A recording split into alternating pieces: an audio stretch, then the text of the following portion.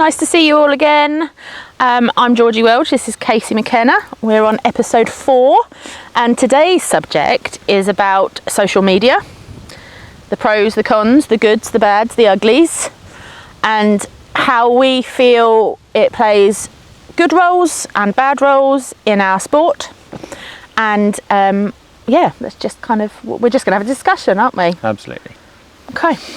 So one thing we've discussed about before we turn the camera on is that we see, obviously being on social media ourselves, seeing people kind of asking questions and getting various responses, and how things sometimes, help finding a professional is a very good use of the social media, but maybe asking for a diagnosis of something. Yeah, I mean, I think definitely, social media is a really useful tool to find, different professionals, maybe people that specialise in things that you don't quite know how to access, or you want to get, people's advice on things like, which professional you should be trying to look for. Yeah. I think that can be really useful. Absolutely. I find it a little bit concerning when you have people perhaps asking for, veterinary advice, for example, and they're sort of saying, oh, my horse came in lame today and it's, this, that and the other. What do you think? Looking for advice and all that sort of thing. And I think, people are more than happy to comment and give their tuppence worth, which is a real thing within the equestrian world anyway. I think that's sort of human nature a bit, isn't it? Is that everyone likes to give their opinion. What's worrying for me is that you don't know who is making these comments. You don't know their experience level. You don't know their whether they are a professional, whether they're just somebody who perhaps overheard a conversation down the yard and they're saying, oh well, so and so had a horse that was like that it's probably just that. In the end, there are certain things you've got to go to a professional for, and that's why they're there. That's why they're a professional in the sport, or in the industry. It's not a case of guessing on the hearsay of somebody else. You've got to think, okay, this isn't right, I need to call the vet. Or same for saddlers, physios, training, training issues. I often see it, people saying, oh, I'm really struggling to ride this or do that on my horse, or get them to load, or whatever it might be. And yes, people can sometimes have helpful suggestions, but in the end, ask someone that knows. Ask a professional that knows what they're doing. They've seen it before, they have experience, they can give you the right advice. Yeah, absolutely. I see it quite regularly as, people put, from saddle fitting point of view, of people putting photos on and going, oh, does this fit my horse? Well, you can't tell a three-dimensional item and the fit and how that interacts with the horse from a photo. Especially a side-on photo, because there's plenty of saddles that can look quite balanced front to back, sat on a horse, but they might be bridging terribly, or they might be too narrow, or they might whatever. It's very hard from a photo to really gauge anything. I think I'm seeing a lot more of that actually recently. I mean, I'm also doing my diploma in equine podiatry. And it's the level 5 diploma. It goes on for 2 to 3 years, and it's very complex because you have to learn obviously all the anatomy, and we do lots of dissections and lots of really, integrated knowledge to gain, because you have to understand how the whole foot, not just the hoof, but the whole foot of the horse actually works, to be able to understand the force that applied to it, to be able to trim it accordingly.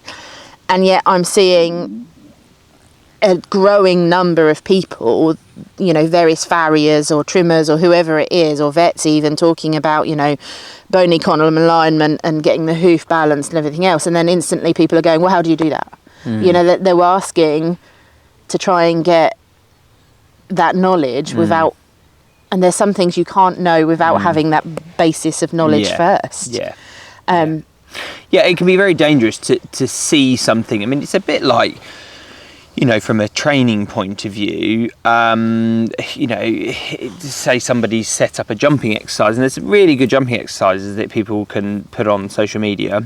Got a bug crawling all over you. Sorry. Oh no, I have. And then, but unless they've gone through, you know, exactly how to set it up, so what the distances are, if they've got poles on the ground, how far away they're meant to be from fences and things. That's, you know, you could almost do more harm than good. Absolutely. You know, you've got to have the basic understanding of, you know, how to set something up like that in order to do it safely, and that you're not going to get yourself hurt, or you're not going to upset your horse or hurt your horse. Well, and also we were talking, you know, we've been talking about in previous episodes, and I think it's something we'll probably mirror through all of the episodes because it's so relevant, is that each horse in each case is individual, and by having the professionals that are experienced, because they've gained that knowledge as they've gone through their profession and through their training, but also being a professional and seeing it day in, day out, means that they can give much more of an individualised advice. Absolutely, yeah. You know, what trot poles are going to be, or a grid set up is going to be for a 17-2 horse. Or a 14-2. Exactly. You know, they're going to differ, and it's not always the same. And so, I think it's valuable to kind of know who's advising you. Yeah. And I definitely, like you say, touching on that, you know, my horse has come in lame, or this has happened, and, you know, I've got the vet on the way, but I'm wondering what your opinions are. Well, if you've got the vet, why do you need anybody else's opinions? Yeah, exactly, yeah. And again, and although, you know, I know in the last episode we talked about it a lot, about, you know, you should have an amount of knowledge, you still can't have as much knowledge as that professional. So, you know, what you don't want is for people to see, you know, I don't know, somebody trimming a foot, for example, and then going home and thinking, oh, I'll get myself farriers tools, I can do that. You know, I mean, all sorts could go wrong. I mean, you could lame your horse in a second. Yeah, absolutely. And in the end, you know, these people have spent years of their life training to do these things for good reason, because it's dangerous to do it if you don't, you know, if you don't know what you're doing. Absolutely. So I think, you know, there are a lot of things that, you know, don't get me wrong, there are some things you might not do that much harm. No. But there are a lot of things that you could do a lot of harm, you know, and that could be very detrimental to you or your horse if you don't really know what you're doing. So, I think that sometimes I struggle with social media. There is so much now, you know, people putting up, you know, reels and videos and things of you know, they may be a professional doing something, but I think everyone needs to acknowledge that they are a professional doing it. Yeah. So watch, learn, see what they're doing, understand what they're doing, but don't necessarily try to do it yourself. No, absolutely. Because it's not something that you can necessarily do without the proper training. Absolutely.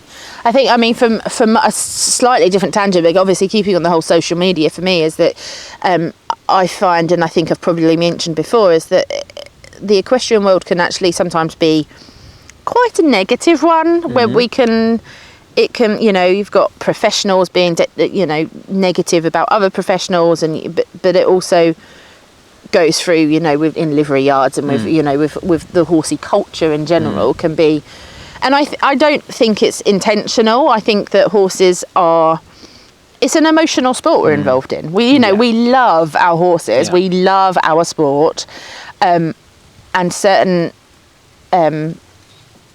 social aspects nowadays are kind of, can be quite limiting on what we feel we can do to our horse, or what we feel we can do with our horse.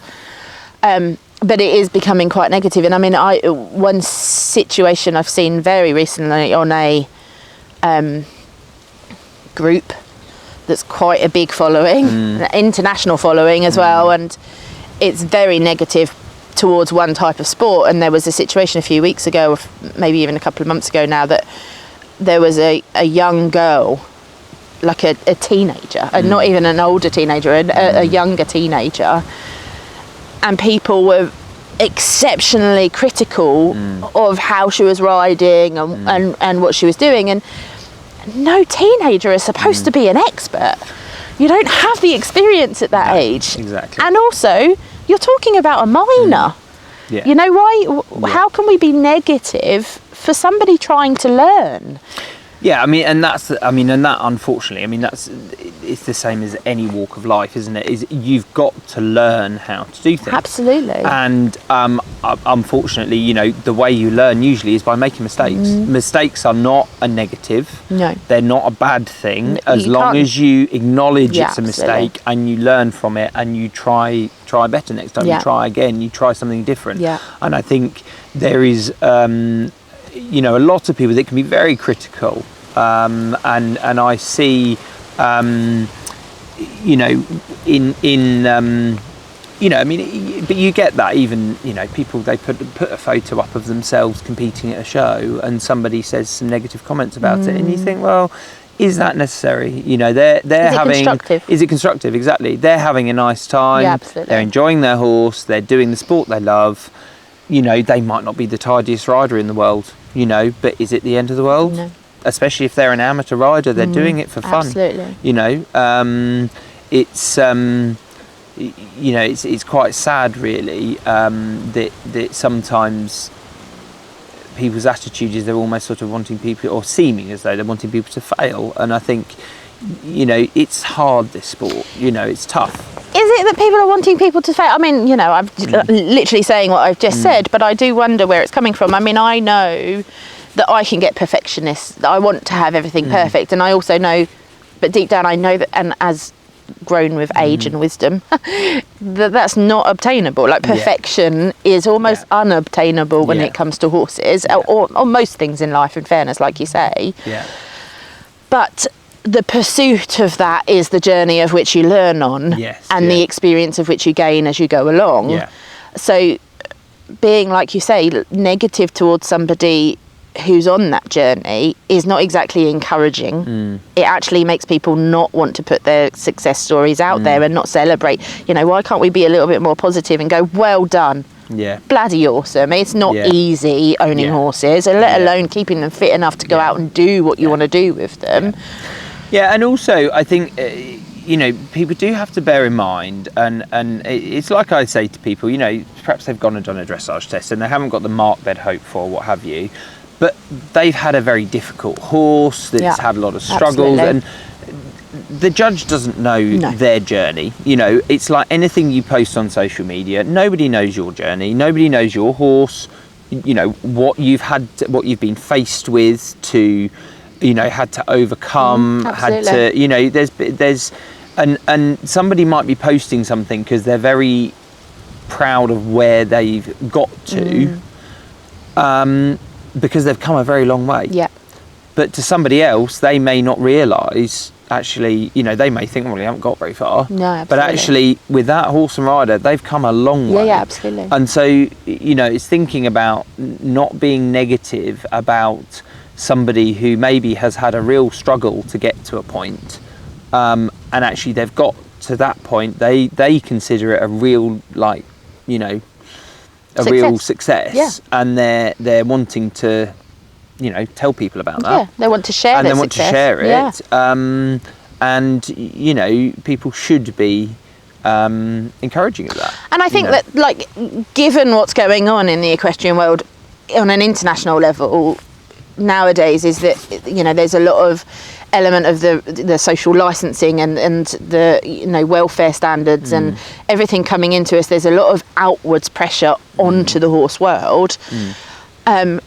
That as a group, and we are quite a niche group, we're not a massive industry internationally, numbers wise for sure.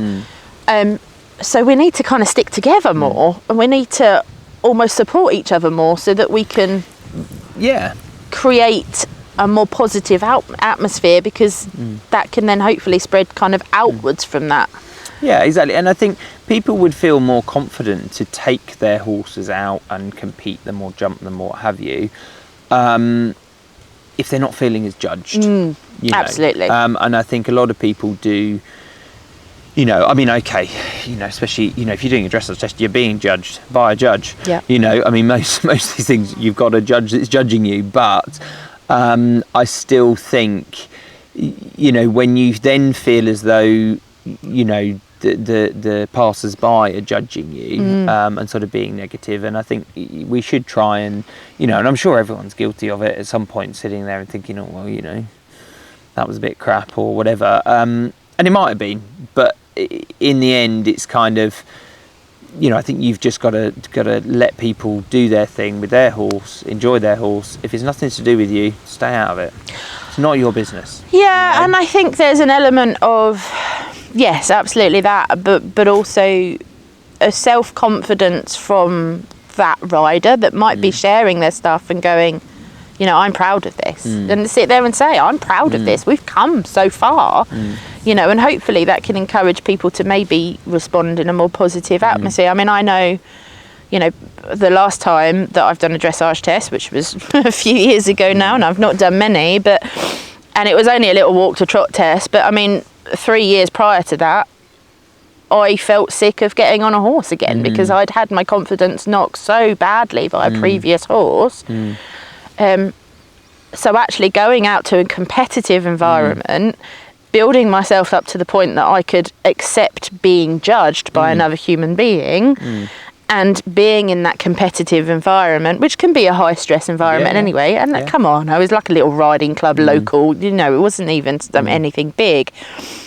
But, my husband sort of said to me, he said, well, you're not feeling, are you okay? You're not feeling nervous? And I was like, do you know what? I'm not actually feeling nervous because this is an experience. And I know that I'm so self-critical that actually whatever the judge said, I'm probably going to be way harsher on yourself. Which is actually, a really good point. I think with most people always come out of their tests or whatever and they go, oh, it could have been better and blah, blah, blah. And I mean, and that's something, well, I mean, I know, my partner, Sean, is he's not horsey. So he sees things from a very different perspective to the rest of us. Yeah. But I mean, he's always saying, what's wrong with all you horsey people? You're so negative. I mean, you come out and all you can do is complain about this wasn't right and that wasn't right and the other wasn't right. And he's like, why not come out and think, oh, well, that was good and this was good. Absolutely. And it's a valid point, but I think in the end, especially obviously from my angle where, as a competition rider, in the end, we're competing to win. Yeah. We're not competing just for fun, we're competing to win. Yeah. So you do become very self-critical. And I think it's a good thing in the respect that it encourages you to be better. It makes you try harder. It makes you train more. But it can be a bad thing from that perspective that you can get a little bit into that, oh, well, it's just not good enough. It's not good enough. It's not good enough all the time. And I think you do, it's trying to find balance in it. And it's very hard to do, very hard to do. Well, because as we were saying on the last episode, like our sport is a particular, I mean, any sport, when you are aiming for a competition or for, look at athletes that are aiming to go to the Olympics or anything, there's a lot of pressure they put on themselves, and it doesn't matter, it doesn't have to be the Olympics, it can be just going to the local squash show, club or whatever it is, it doesn't matter. But because it's something we've been working hard at, we put a lot of pressure on ourselves. And I think that other people as an outsider should be actually more supportive of that, and also know that it isn't easy. Like, we've all been there, we've all ridden horses, and I mean, the struggle is real. It doesn't matter who you are. No. I mean, I have friends who, and people I know who have competed at multiple Olympics and have been very successful in their careers, but they've had some tough times. They've had things go wrong. They've had things that are quite devastating happen, horses injuring themselves or, things just not working out how they wanted. And, it happens to everybody, it happens to all of us. Absolutely. So I think there definitely should be this little bit, with social media. I think it's very easy to judge somebody when you're sitting behind your computer screen. Oh, of course. And everyone's an expert, and it's not always fair. No. Well, and it's not sometimes, like you were saying earlier, it's not always fair because sometimes that is just a screenshot of a time in a much bigger training session. That was the point I was going to come on to next. Was with you know, there is the equestrian world is under a lot of scrutiny at the moment. Yeah. And especially with the welfare side and training methods and things like that. And there are a lot of haters out there. And I think it's very sad for some riders when, you know, some of the, you know, especially some of the real top professionals that are in the public eye, there's always people, you know, taking photos of them and videos and what have you. And they, you know, there's a moment in time, a split second, that someone happens to get a photo of something that they think doesn't look right, doesn't look like it had the horse's best welfare, you know, the best interests at heart, what have you, whatever it is, you know, that they're being too hard on the horse or whatever. And it's very easy to judge that and judge that moment in time. But when you haven't seen the whole picture, then, you know, is that fair? If you know the facts and you know that was unfair, fair enough. Yeah. You know, and in the end, you know, all of us, you know, you probably, you know, all of us in our lives have done things or you know, had situations where we thought, okay, we could have done better there. Yeah. That wasn't the right thing to do, right? you know, but everyone is human. Yeah. And in the end, I think the main thing is to acknowledge, you know, what was wrong, why it's wrong, you know, learn from it at the end of the day. It's all about learning, you Absolutely. know. And I mean, this, forgive me if I'm going off subject, but I do wonder if that there's almost this kind of thought process that training must always be pretty. Yeah. And the horse must always find everything easy and and the riders find everything easy and, you know, and we just gracefully breeze into our tempi changes or, do you know what I mean? And, or learning to jump that grid or learning to go cross country. And sometimes it isn't pretty. And that applies to everything, you know, I mean, any training, I mean... Yeah, well, you look at how many gymnasts, you know, you see them, you know, doing, I don't know, a floor routine or something or whatever, and they're, you know, the numbers of times they fall on their arse and they fall over and it all goes wrong and what have you. In their training, it's not, I mean, it's not pretty. No. And I'm sure they come out of it sometimes thinking, God, this is really crap. Yeah. But when you see the finished article, it's great. But it's not even that it's always pretty either, is it? I mean, I have this conversation with clients quite regularly. You know, if you're changing a routine or a training program for your horse because you're aiming for a specific thing that you haven't done before, you are having to adapt your training methodology for that skill set or that discipline. Yeah. It isn't easy, and I explain to people very often, I was like, okay, don't be surprised if your horse gets sore. Because you are literally training. You couldn't expect a human being like myself to all of a sudden start going to the gym and go, right, well, I'm going to start doing weightlifting without going, ouch, several times. That's the thing, but it's like I say to people, you know, that in the end, you know, the horses do, you know, they do get sore. They are athletes as well. Yeah, absolutely. You know, and in the end, they are in training. Well, in order to train, you are, you know, pushing your body to get stronger, and in that process you do get a bit sore.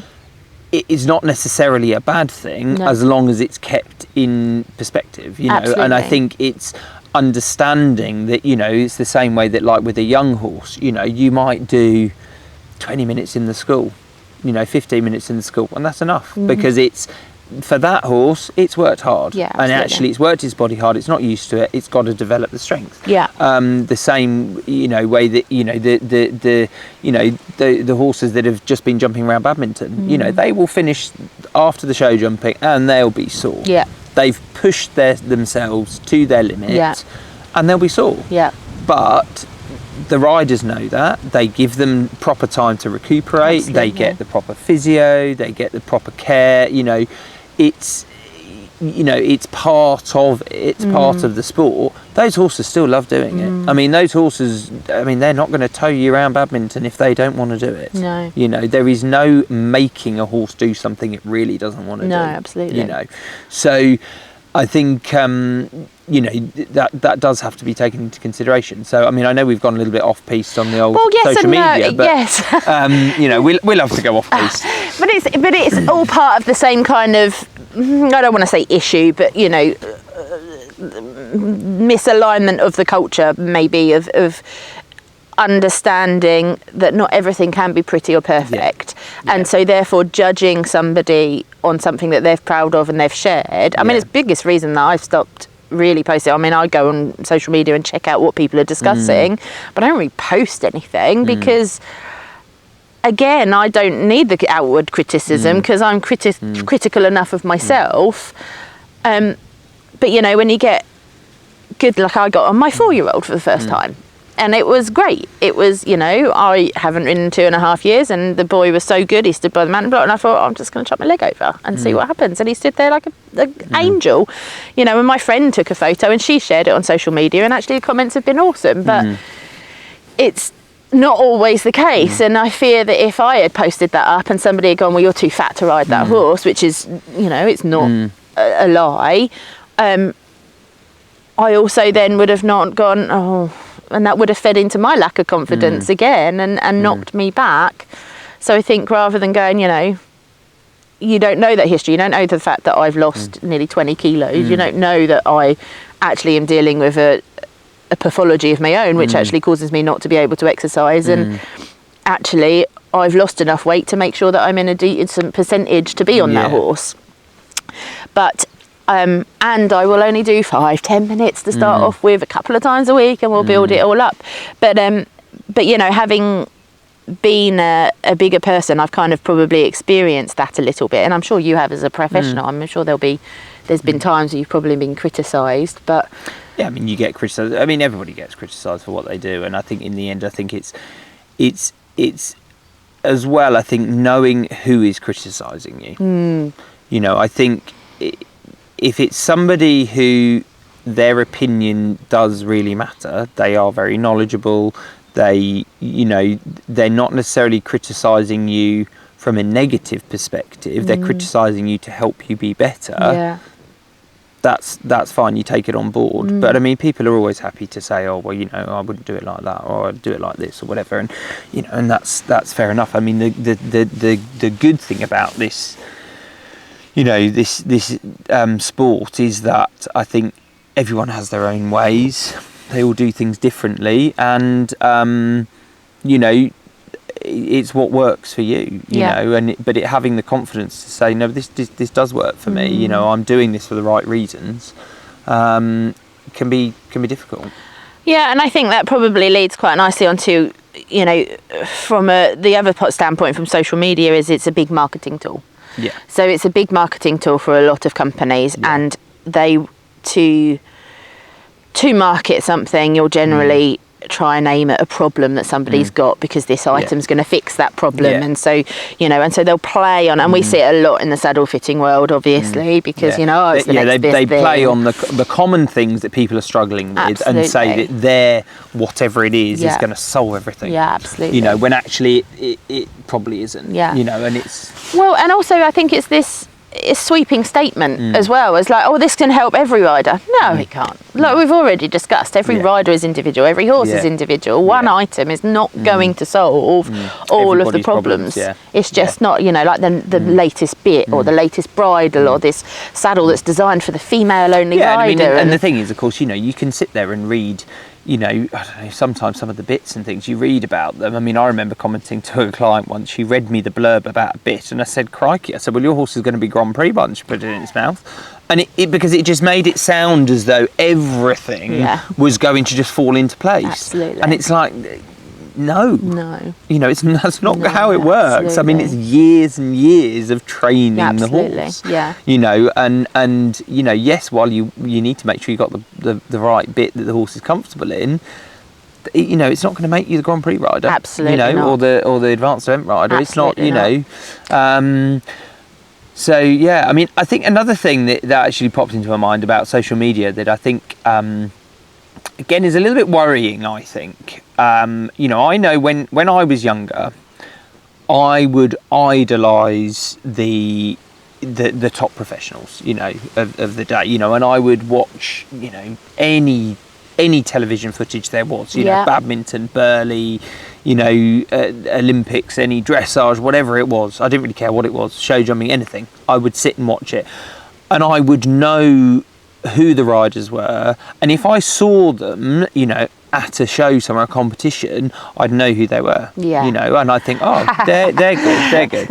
And then you told me this story of you being at the London International Horse Show, and a harem of teenagers coming screaming over for autographs and what have you, and you know, and as you would think, oh, well, that must be one of the top riders there, you know, and it turned out they were just social media influencers. Absolutely. And they are influencers who, you know, I mean, they may or may not be very good at what they do with the horses, but they are, you know, equestrian influencers that people think are, you know, are amazing. Yeah.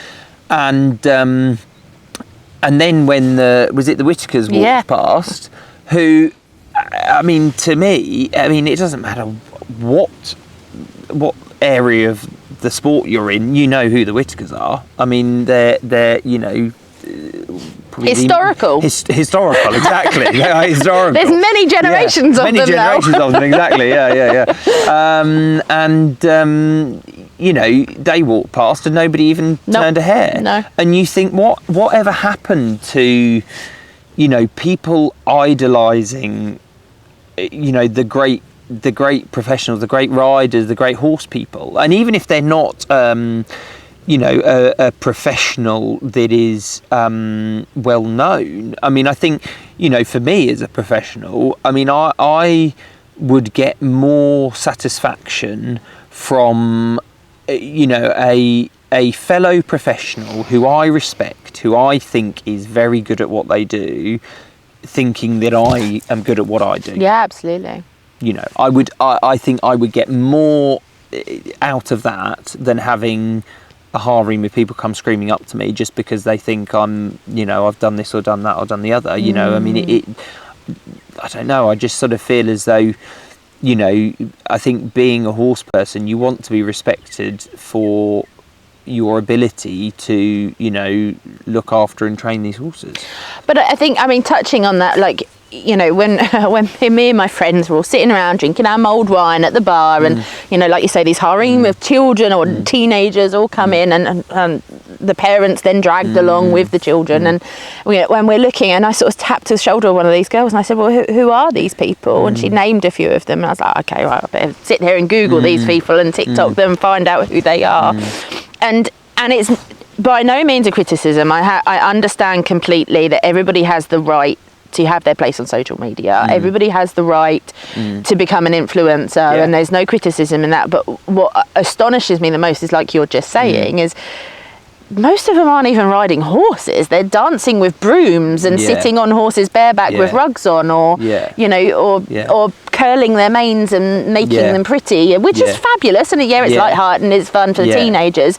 But how about we mix some kind of educational stuff in there with that? And I'm sure there are influencers out there. Like I say, I'm not very prominent on social media, so I don't know. Oh, no, I mean, there are influencers out there who are, you know, very good at educating people and just giving people their, you know, their experience, imparting that experience onto social media so that people can learn from it and absolutely. can see it and can, you know, maybe take something from it. So there are a lot of those, but I think, you know, it's you know, I just think, you know, as you say, it's great if these people can make a career for being an influencer, and that they give people a lot of enjoyment. But I think, you know, it would be nice if people really understood, you know, what it takes to be, you know, for me, if you are what maybe you could term as a celebrity within the horse industry, you know, which there are various people that you would think, you know, are kind of celebrities within the horse industry,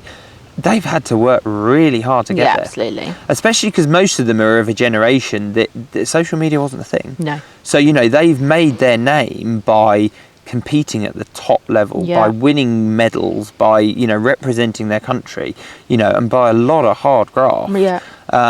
And, you know, you know, things move on. It's a different generation now, but I still think... Listen to us. We sound like a couple of old farts. I say all we need is a little Czech rug over our knees and we can be like, great. Look at the world's turned into it. Exactly. Oh, we're my day.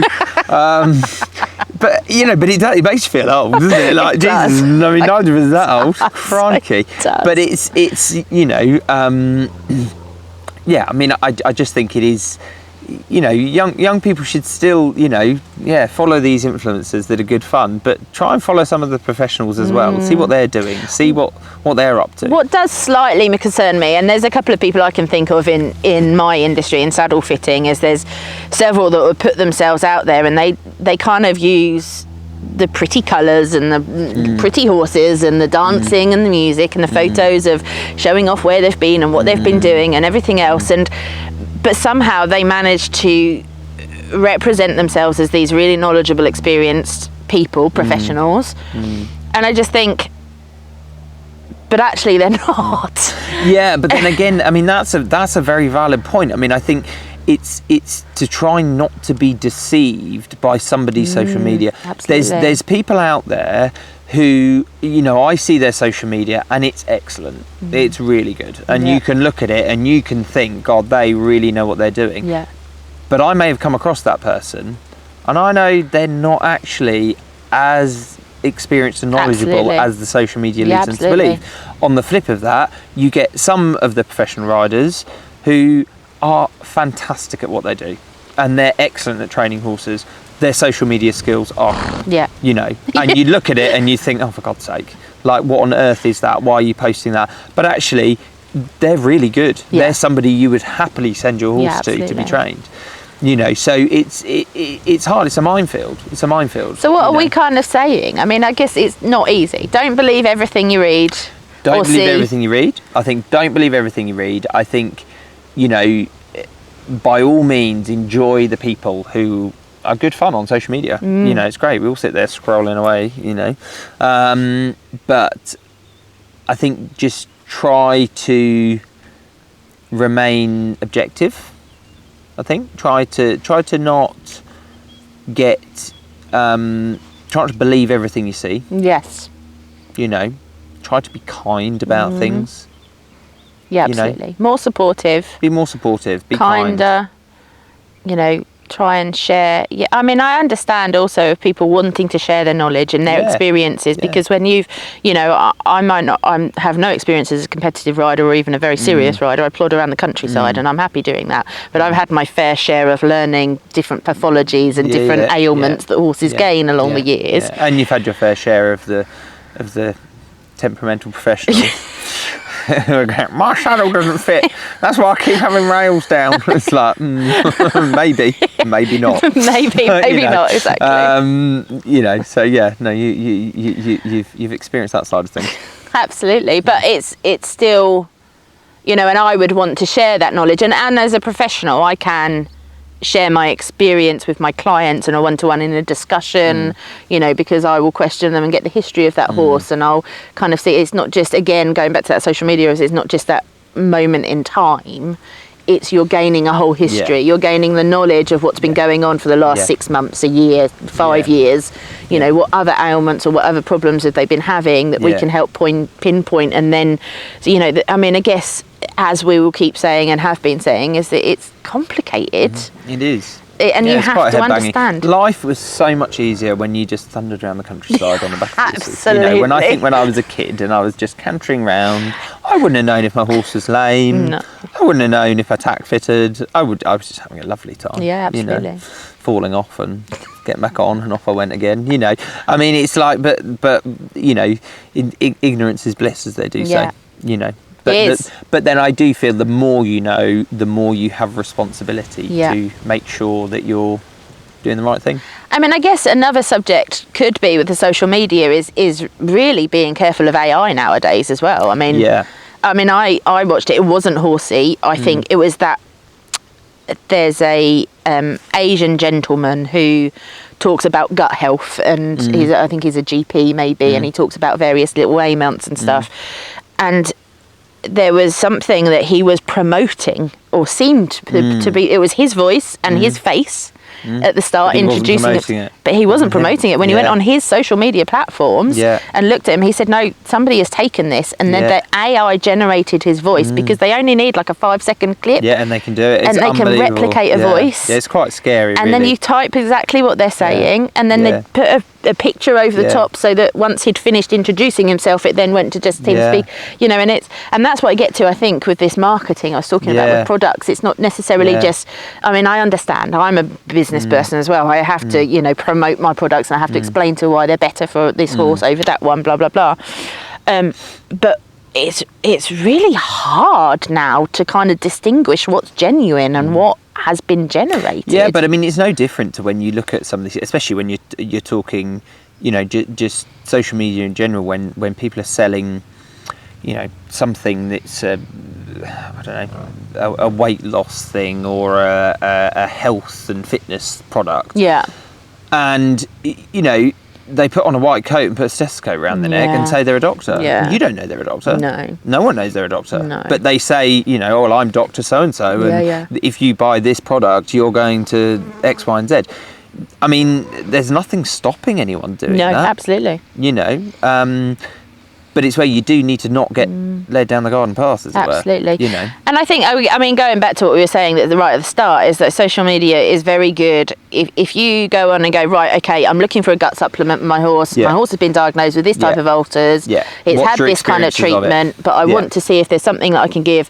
Well, who's got any advice, and what supplements have you tried? Yeah. And because, I was having this conversation with one of my friends. Her horse had ulcers a few years ago, and he gets a bit sensitive in the gut, changes in the grass, different places, even just changing a hay bale can upset his tummy. Like what? And she said, she's tried numerous supplements that have been recommended to her, but which one actually worked for her horse? And so I think asking what products are out there, because there might be a product. Yeah, and also because nowadays there is so many products out there. Yeah. I mean, in the end, the supplement industry is massive. And I mean, years gone by, people didn't really give their horses supplements. They gave them a bit of salt, maybe, and supplements weren't really a thing. No. And then, of course, it became more of a thing, and then it's become such a big thing. I mean, multi-million pounds. Literally, you can look at it and think, well, where the hell do I start? So for things like that, really useful. Yeah, because absolutely. actually, I mean, a lot of them, they're all pretty competitively priced, but a lot of them aren't that cheap. No. So in the end, and you don't always, just because you spend a lot of money on something, doesn't mean say it's good. So in the end, having a bit of, feedback from people, did you find this worked? It might not work for your horse, but at least you're not going in blind. No, absolutely. You're not going in and just kind of going, right, well, I'm going to have to go through the next, 30 supplements that also they do the same thing and see which one makes a difference. Absolutely. So I think, there is, definitely has its place. Social media, and it can be really useful, but I think people do need to just be careful. Yeah, and exactly, absolutely. I mean, no different than choosing a professional, right? It's choosing advice from any. It's easier on liver yards because obviously people will, always have the peanut gallery that are happy to give their opinion on anything, and that's fine. But in a livery yard, you get to know which people you can trust because you know them personally. Yeah. And whose opinion that you personally value because of the experiences they've been across. We have many discussions, and I value your opinion because you have so much experience and you've gone through those things. So therefore, I feel it's an opinion that I can trust because I know it's based on experience rather than just your personal thoughts and opinions. Whereas with social media, obviously, because you're behind that keyboard, you don't have that relationship with that person, so they could be leading you down the garden path a little bit. Yeah, and also, sometimes, especially when you get people on that go on and they have a bit of a ranty post about some, person within the industry, or whatever, and they've done this and they've done that and they've done the other, which people do. I mean, absolutely. It's terrifying, really, when people can kind of just go on and absolutely kind of rip someone to pieces. Absolutely.